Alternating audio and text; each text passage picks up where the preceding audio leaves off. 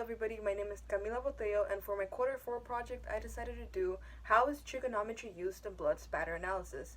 More specifically, how do you find the area of origin, the area of convergence, and the angle of impact, because I find it really cool how math is able to help us find those type of things which back up and can be used as evidence in court, which I love forensic science. I've really been interested in that since it's like a career I might want to pursue in the future. Now, to find the angle of impact, we're going to have to use trigonometry. You might be wondering, how is trigonometry used in this if this is a circle, and trigonometry is used for triangles? Well, let me explain.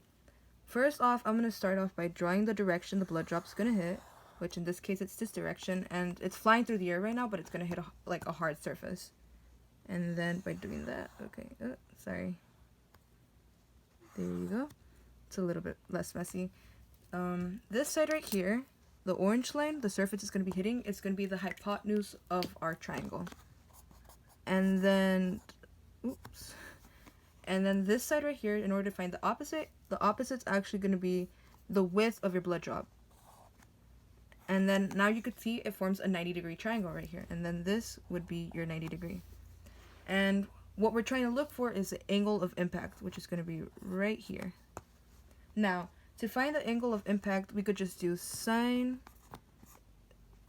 angle is going to be the width over the length of a blood drop. But that could also be rewritten as the angle of impact equals to the arc sine of width, of the width over the length of a blood drop. So after finding the angle of impact, you're going to want to find the area of convergence, which is the area that contains the intersections generated by each individual blood stain. So in this case, they all go this way, and they're going to meet right here, which is called the area of convergence, which indicates in 2 dimensions the location of a blood source.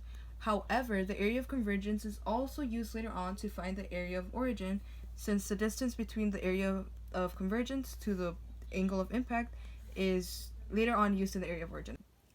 So, like I said, the area of convergence is used to help us find the area of origin, which is the 3D location of where the blood spatter originated, which is also known as the height. So, how tall or the height of where the victim was hit.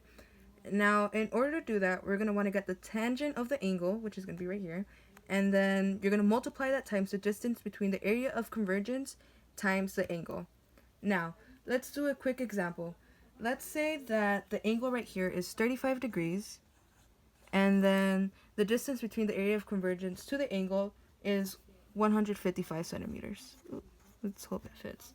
So what we would basically be doing is tangent of 35 times 155 degrees, and that equals 108.5 centimeters.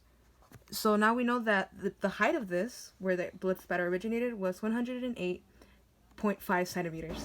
So at this point, I really wanted to try it out to see if what I was learning and teaching you guys was actually correct.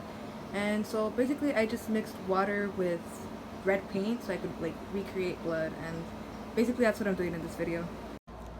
So I got my big blank piece of paper where I'm gonna throw the colored water, the blood at. I'm just hoping none of my neighbors come out, because that'd be really embarrassing. So now I'm just gonna lay it down on the ground, add water, and I'm just basically, I hope this doesn't mind on my phone, splattering it, and I'll show you the results right now.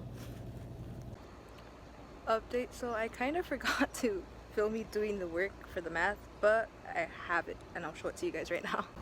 So this is basically how the blood splatter turned out. We have the blood stains right here, and then as you can see, I drew the lines right here to get the area of convergence. And then here for the angle of impact, I found that one, and I also found that one. And then for this one, I knew that the angle was 30, and then the distance right here was 28 centimeters.